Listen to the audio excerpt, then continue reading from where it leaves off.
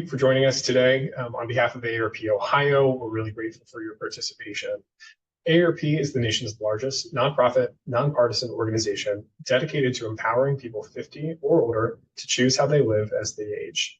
With a nationwide community presence, AARP strengthens communities and advocates for what matters most to more than 100 million Americans 50 plus and to their families.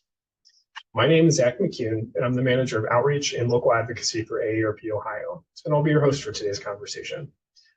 A couple of acknowledgments. Today's conversation will be recorded and will be made available to you via AARP's YouTube channel. Another acknowledgement, I'm not a planner. I'm an advocate.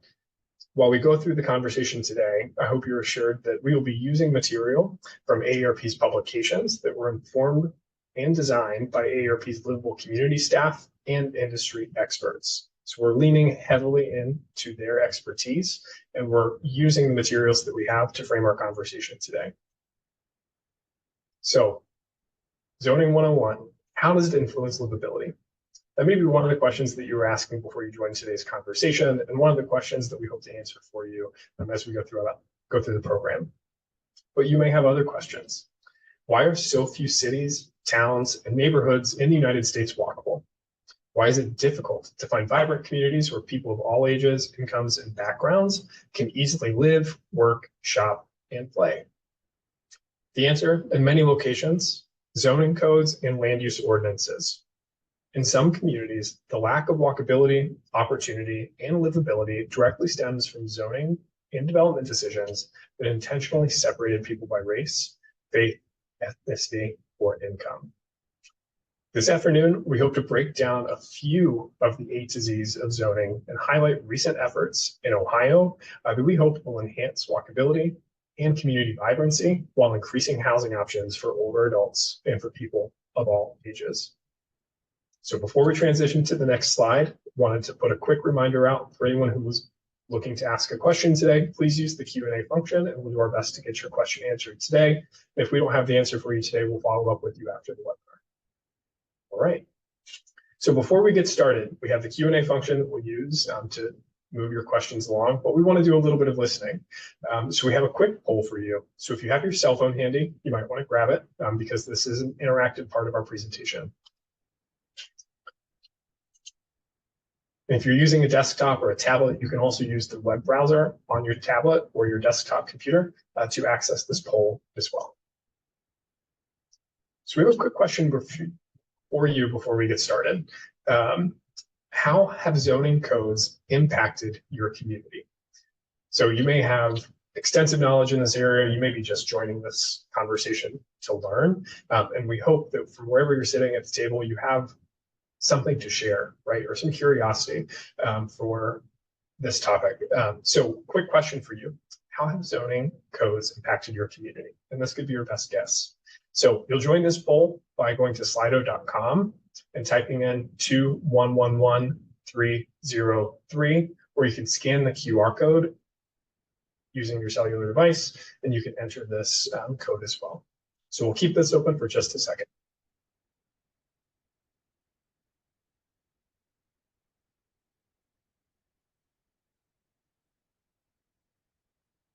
And since this is a public webinar and it's being recorded, please be mindful not to share any direct personal information regarding your home address, anything like that, right? Okay, so keep that information to yourself, but please do share how zoning codes have impacted your community.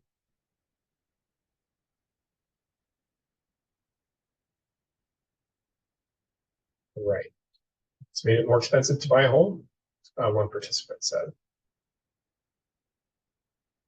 All right, we have a couple more folks typing. Housing density, that's been one of the ways that the zoning codes have impacted your community.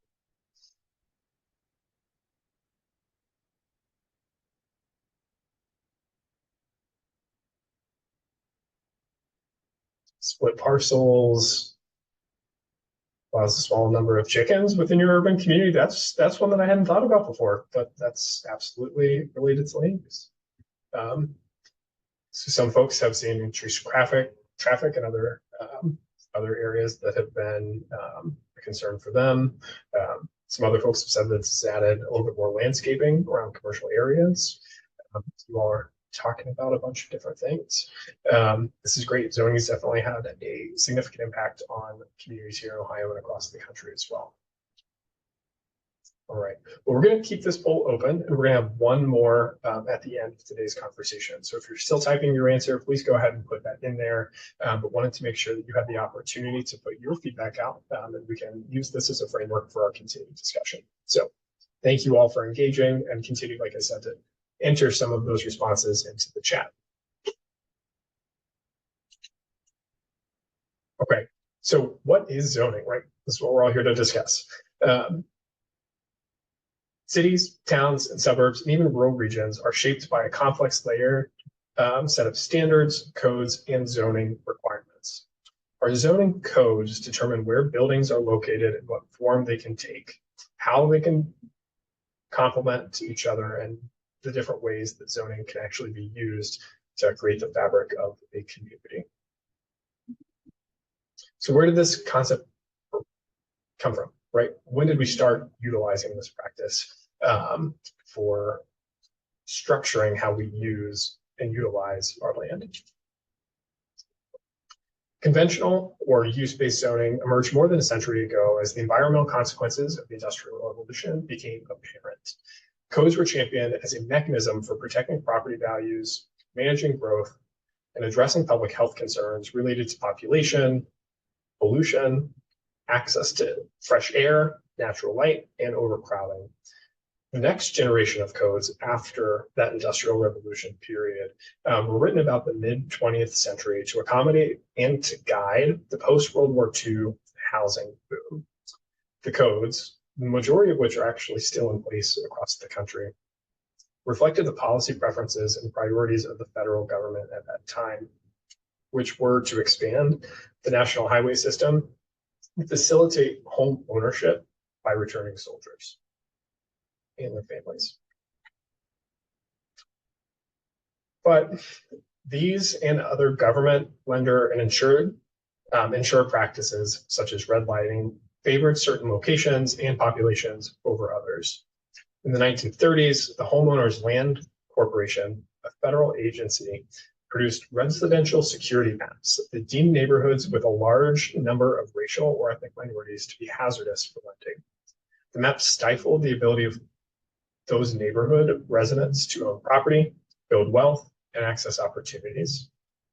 As stated in 2018 by the National Community Reinvestment Coalition, redlining buttressed the segregated structure of American cities.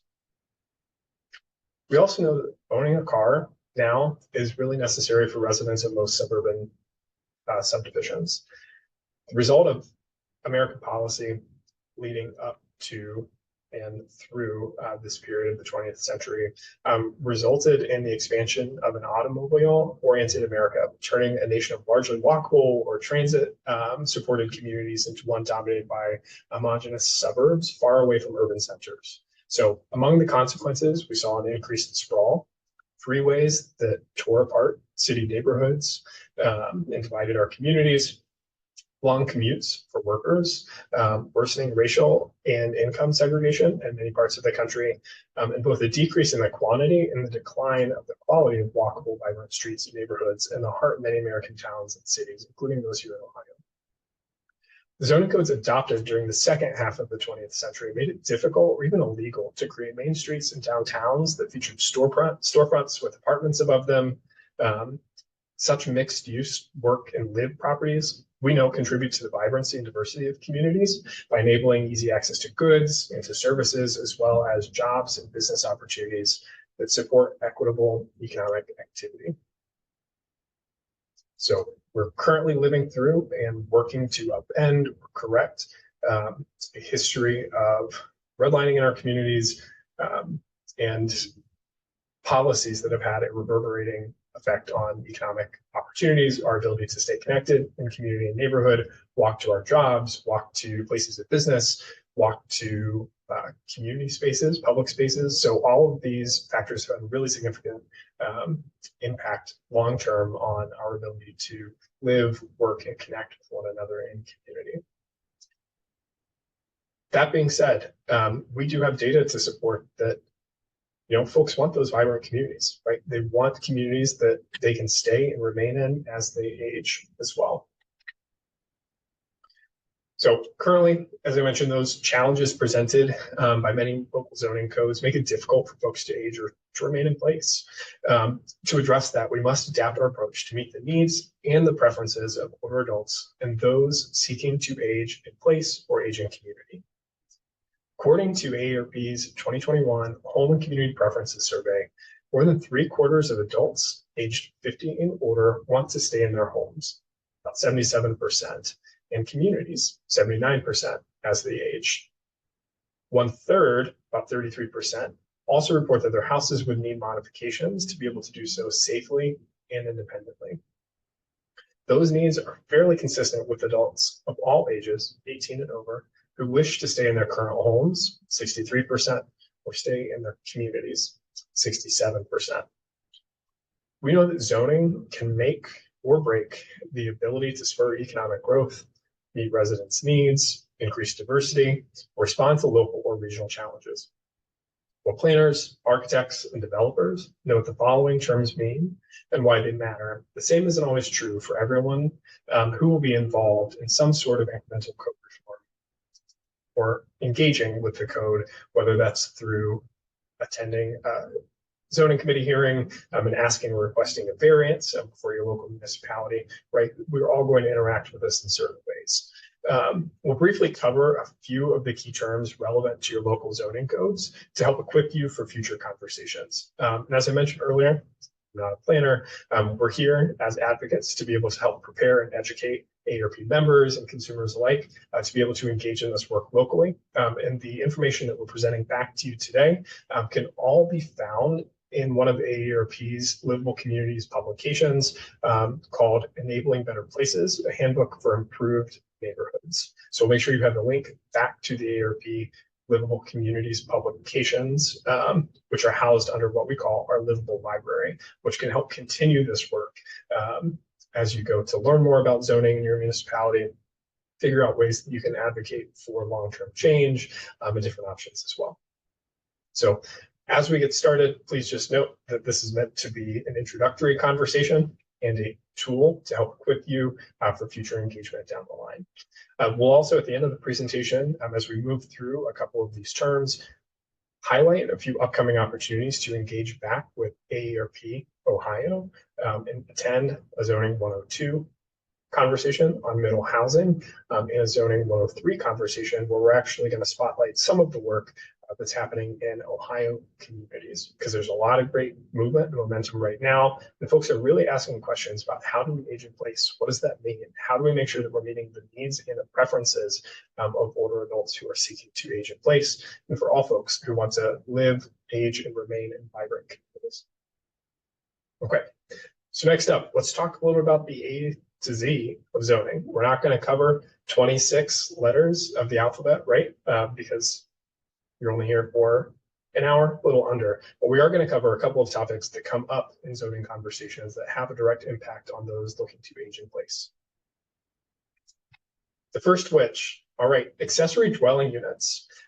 Accessory dwelling units have gone by a variety of names in the past. They've been known as accessory apartments, alley flats, a back house, backyard bungalow, basement apartment, a carriage house, a coach house, a garage apartment, granny flat, a guest house or a cottage, an in-law suite, a laneway house, a mother-daughter house, a multi-generational house, an Ohana unit, a secondary dwelling unit, and also a sidekick. But the definition that AARP uses when talking about accessory dwelling units is a small home that is ancillary to a principal dwelling unit on a property. ADUs can be located within the same structure as the primary residence, such as an attic or a basement or an attached outbuilding, like a remodeled garage or a backyard bungalow. Accessory dwelling units, while they may not be permitted by right in your community under your current zoning code, some communities will still allow you to create one if you go through the variance process. So you would have to go through, get the permitting through your local zoning department, approach city council, go through that administrative process to be able to create or build or convert an existing structure into an accessory dwelling.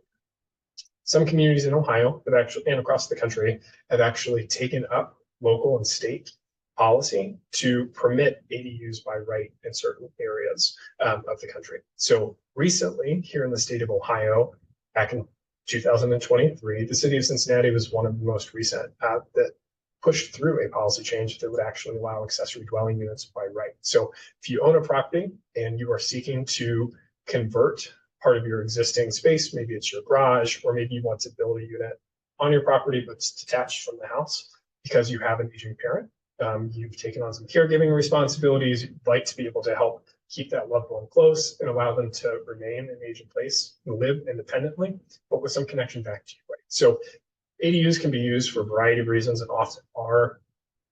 Aging in place is one of those reasons. Caregiving is another.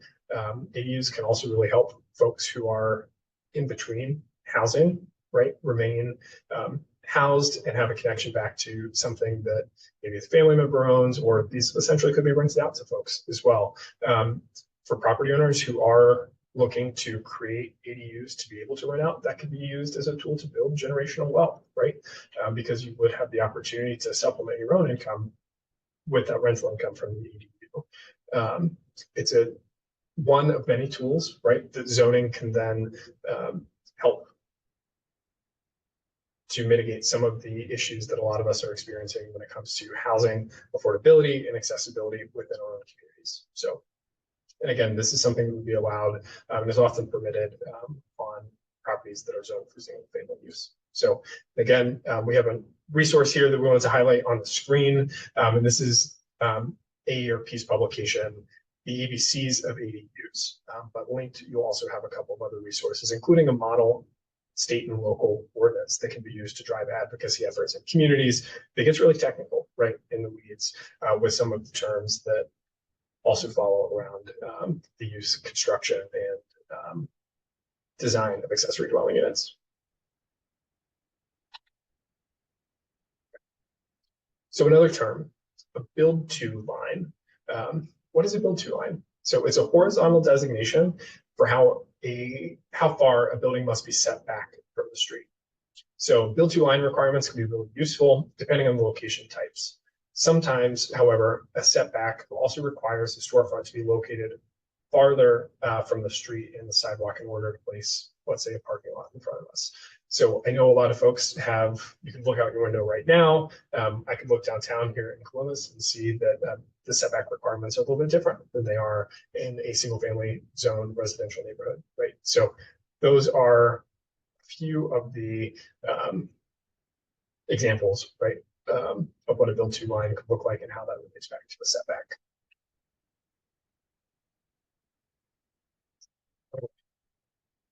So districts, let's talk a little bit about a couple of districts. I mentioned, you know, I'm sitting here with close proximity to downtown, but I also just referenced a residential district, right? There are a few other types of districts that are commonly referred to, both in large cities and smaller municipalities. Both of these on the screen right now are considered place types. A place type in a regulatory context is an area that's subject to regulations and identified by a specific geographic boundary. Main streets and downtown districts are examples of place types. Place type terminology is also used as shorthand to refer to a place or to a destination. So for example, a place may be called a main street, even if that street has a different official name, right? A lot of you are probably here on the call, depending on the type of city or community that you live in, you could reference, you know, what your main street is, right? Where's that vibrant area where a lot of the activity, whether that's business or kind of from that commercial end may be. So an example, the actual definition of the downtown district and the main street here on the screen, I'll read that to you really shortly. Downtown district, a dense mixed use area greater than 4 blocks long by 3 blocks wide. So the term downtown district does typically apply to the downtowns of cities with populations of at least 30,000 or more. Smaller cities and towns might also have a downtown district, but most have a main street corridor at their center instead. Here's that companion piece, right? That main street. This is a mixed use area that runs along a single street or two intersecting streets that are 2 blocks or more in length. For cities and villages with fewer than 30,000 residents, Main Street corridor might also be known colloquially as a downtown. But as mentioned, those with populations of more than 30,000 may have one or more Main Street corridors in addition to that downtown district. So think of where your urban centers are and where they may splinter out. Those side areas may also be kind of those Main Street corridors where a lot of that mixed use activity runs in connection back to that downtown area. So again, downtown districts and Main Street types, both of these are what's known in a regulatory context as a place type. Okay, middle housing. So middle housing residences have been missing from most of the nation's housing inventory for decades. Most remaining examples were actually built in the early 20th century. So what is middle housing? So it's a term that refers to small, multifamily, live, work, and cottage type residences. Middle style dwellings are also duplexes, triplexes, and they can generally be more affordable, and their neighborhood's a little bit more walkable than what you would find in a typical single family home or single family subdivision. So if you're driving around your town and you are trying to look through the different housing options that are available, you may see in some communities you're going to have a lot more duplexes, triplexes, that middle option. So we're not talking about these large scale housing developments or apartment complexes, but really those 2 to 3 to 4 family units. Sometimes they may be right next to a single family home, right? But more often than not, you don't typically see a lot of single family homes next to middle housing. So zoning has the opportunity to permit more middle housing in American communities. So with a little bit of incremental zone reform in specific communities, you could actually permit the development construction of middle housing types and hopefully be able to put more people or keep more people in community as they age, with options that are a bit more flexible, both from their budget perspective and from a community perspective, right? Because middle housing often fits directly in with the character of the neighborhood, right? So these aren't largely changing the fabric of existing neighborhoods. So AARP does have a really great resource that was published this year on re-legalizing middle housing. So for the advocates, for the planners in the room, for those who may be connected back to work at a local level, or even a statewide level, this is a really great resource for you to be able to take up and use to guide your advocacy efforts, or just learn a little bit more about how middle housing could become a reality back in your community. Okay. All right. If you want a little bit more information about middle housing, you can visit aarp.org/livable. And we'll be able to make sure that you have access to that. You can download this publication.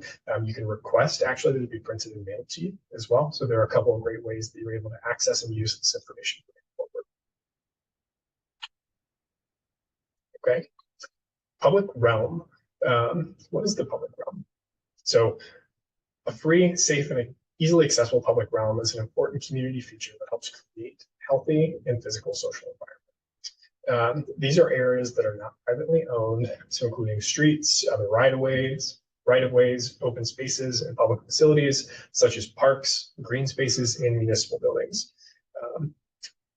I'll ask you to raise your hand, but I can't see you. But do you have access to a park, right? Is there something in your neighborhood close by that could be considered a public space, or in your community that whenever you think of gathering and congregating, that immediately comes to mind, right? So those areas are considered areas that are part of the public realm. Another term that often comes up in conversations around zoning is parking, right?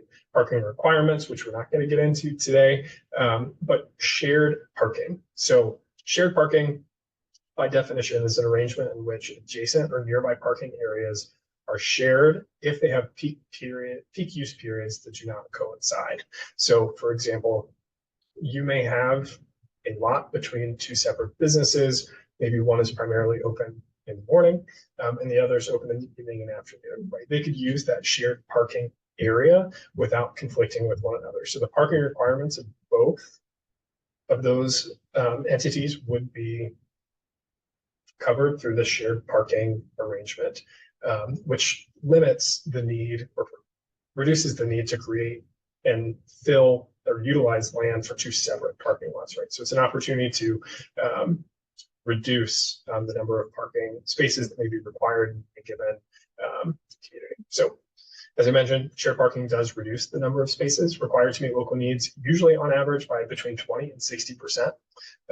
So these smaller lots can also free up space for other buildings and other uses.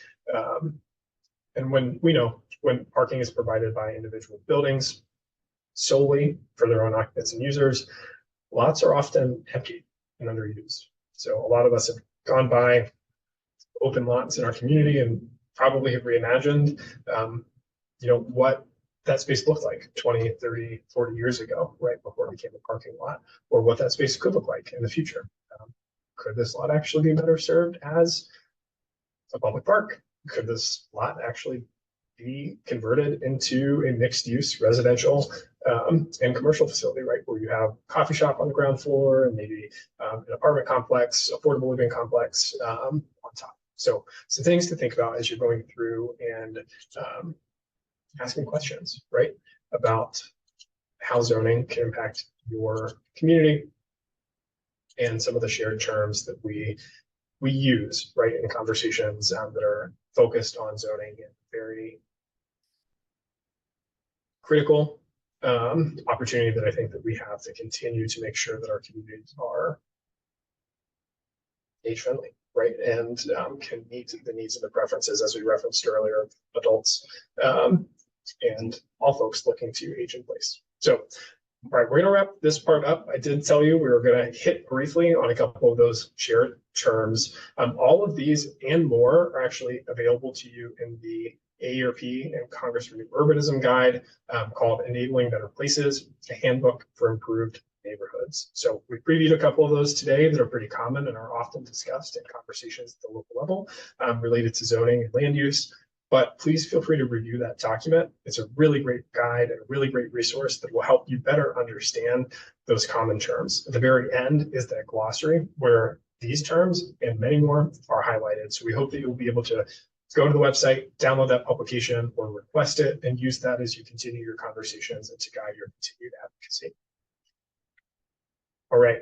So I did tell you we would have another poll coming up here at the end of the presentation, or near the end of the presentation. So get those phones ready, or get ready to go back to Slido on your tablet or your PC, because we are going to hear from you again. All right. We talked about some of the challenges to zoning, but what are some opportunities? What opportunities would changes to zoning codes in your community create for you? So you can join this poll by scanning a QR code or going to slido.com and entering 211303. So we're going to leave this up here for just a second.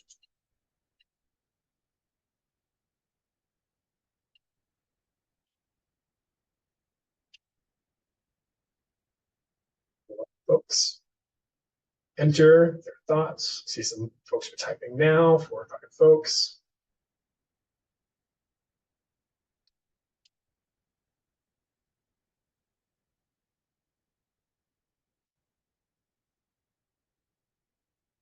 This is great. All right, so to the question, what opportunities would changes to zoning codes in your community create? The responses that we're seeing go on both ends of the spectrum, right? And I think that a lot of us have our own personal opinions about what we'd like to see in our communities. And I think that's being reflected here, right? So some folks have concerns over the different types of housing. Some folks are encouraged that changes to zoning codes could create more generational living, more intergenerational living, create more opportunities to build housing, allow more affordable housing options, intergenerational living again, and then more multifamily dwellings.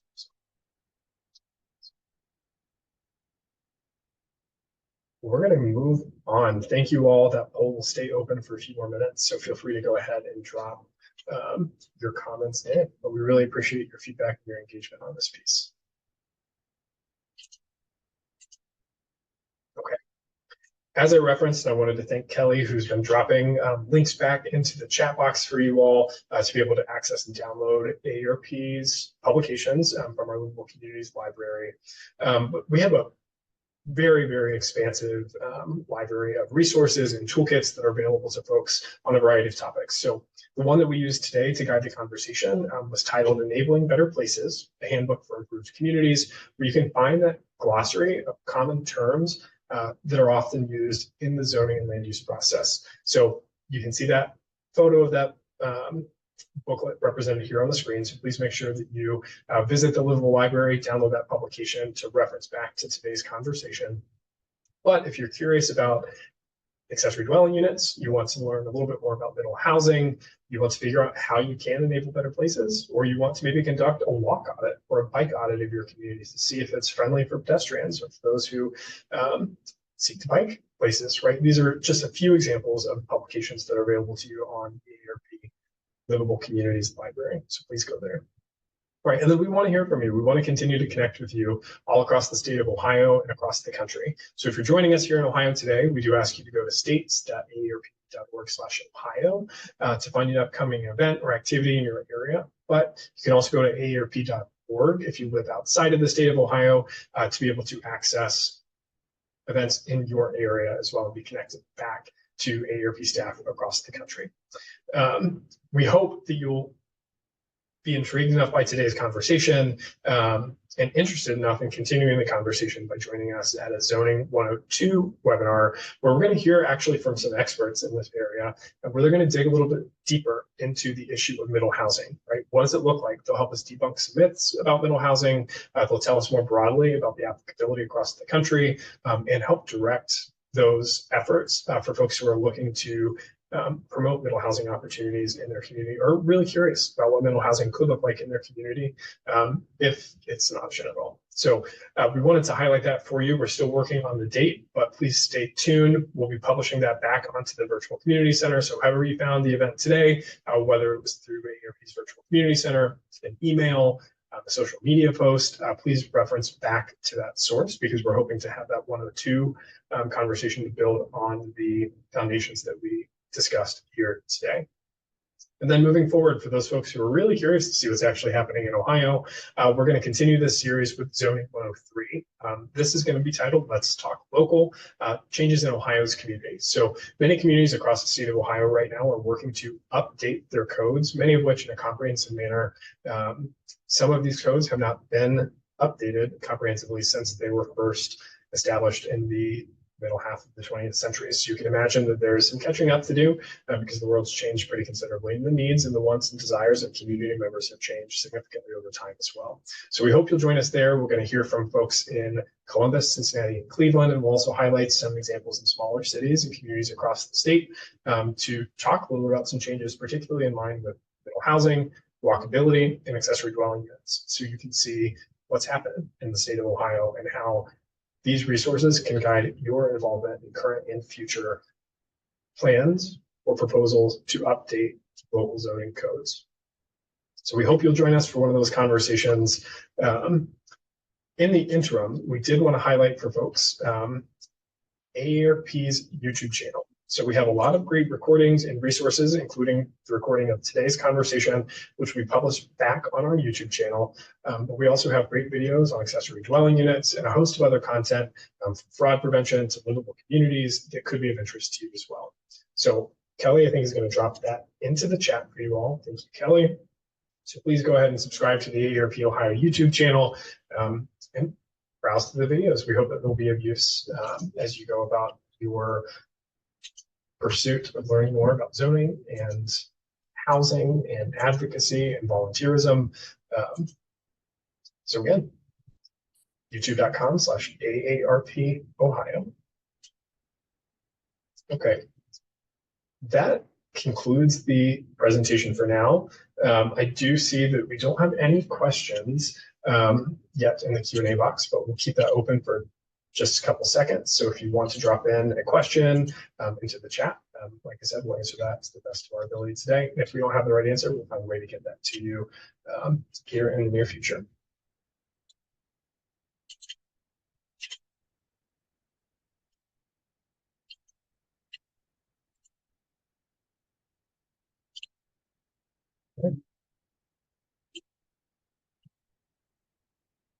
All right, and no questions so far. So hopefully that means that we were able to connect you back with enough information to get you started and to welcome you back to a future conversation on the topic. We really hope you'll join us again for one of those upcoming webinars on middle housing or some of the changes that are happening here in Ohio's communities. And again, we hope you will access the AARP Livable Communities Library to download and to use one of the publications that are available to help guide your continued engagement on the topic of livable communities. So thank you on behalf of the AARP Ohio team, and we hope to see you soon.